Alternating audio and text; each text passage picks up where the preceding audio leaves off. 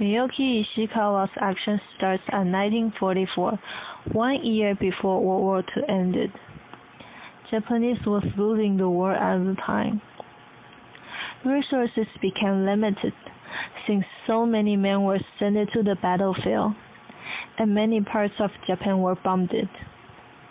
At the same time, Japanese were facing two problems: baby booming and food shortage.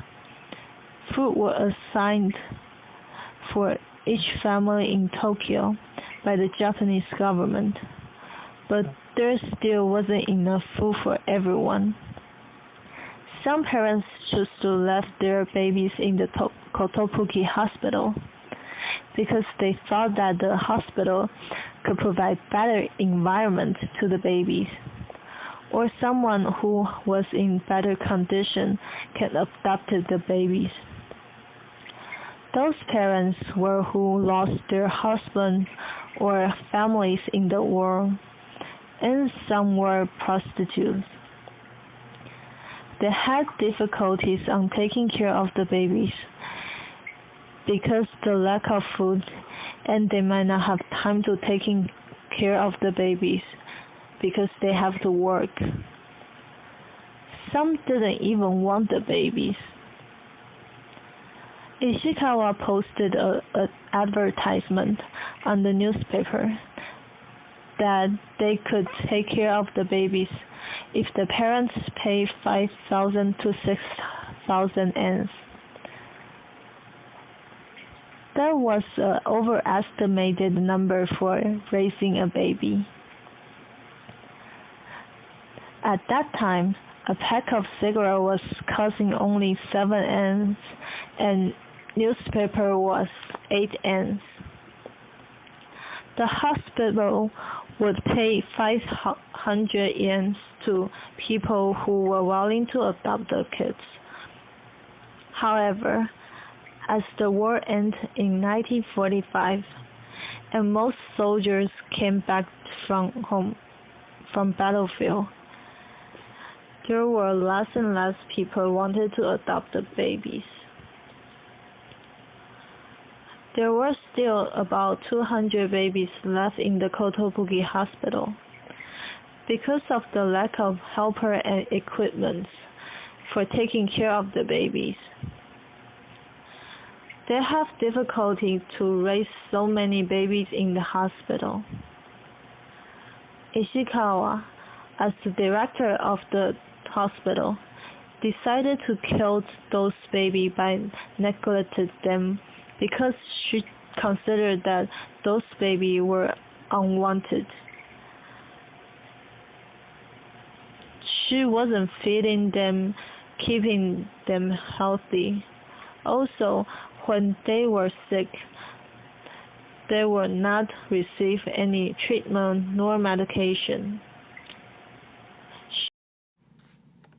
Soon after Miyuki's conviction, Japanese government officials had a problem on their hands that needed to be dealt with: abortion rights. Japan was already facing a large population boom in the 1940s, and because abortions were illegal, there was no way to change these problems. In 1948, abortions became legal. With this legalization, there was a law that followed, the Eugenic Protection Law. This was a law that made abortions possible, also offering family planning services.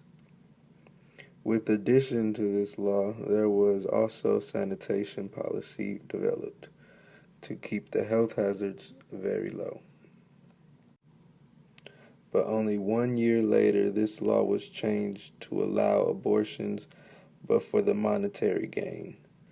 This did not seem fair to some because the poor were the ones suffering. Not many of the poor people could afford abortions, creating more health and population issues within their society.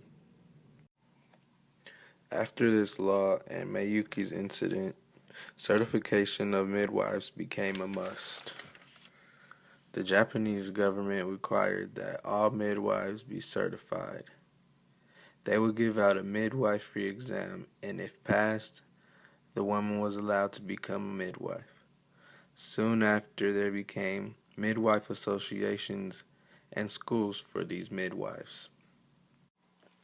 Miyuki was not the only one within society who was committing these infanticide crimes.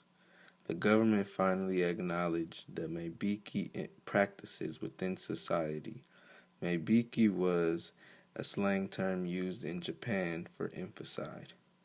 With the growing number of unwanted babies, legalization of abortion helped their society. 6 years after legalization, Japan abortion hit its peak and since has been on a decline. That year, there was 1.17 million abortions in the population of about 7 million people. If abortions had not become legal, who knows where Japanese society would have been today. Miyuki seemed to have committed these crimes due to the pressures of living in this Japanese society. Her job as a midwife may have been too demanding for her, eventually leading her to neglect these children.